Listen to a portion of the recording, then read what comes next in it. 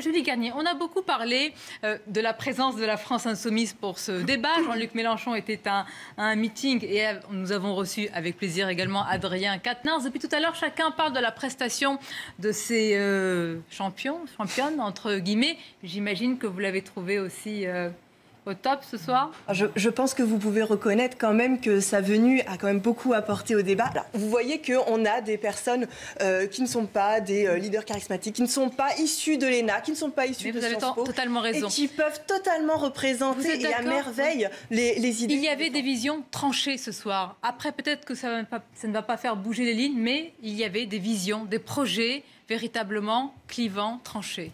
Oui. C'est le cas ? Oui. Je crois que la première question qui a été posée et qui transcende en ce moment la société, c'est la question de vivre dignement. Elle est posée par la crise, bien évidemment, des Gilets jaunes.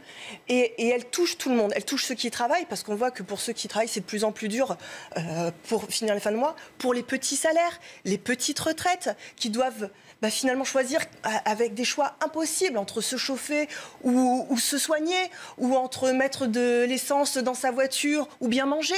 Et on a aussi, et qui ont peur de se retrouver finalement à la rue. Et il y a bien sûr l'urgence sociale que j'ai souligné, mais il y a également l'urgence écologique.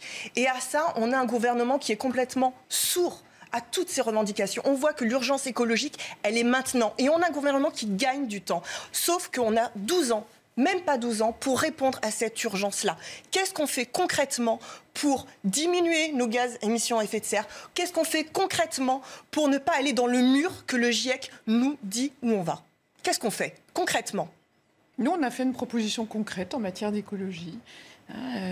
Une frontière, une barrière écologique qui fait qu'on ne puisse pas importer des frontières extérieures à l'Europe, des produits qui ne respectent pas les normes écologiques qui sont imposées à nos agriculteurs. Signez-vous des traités de libre-échange qui permettent justement de faire venir des produits qui nous... Je vous propose... Traité de libre-échange.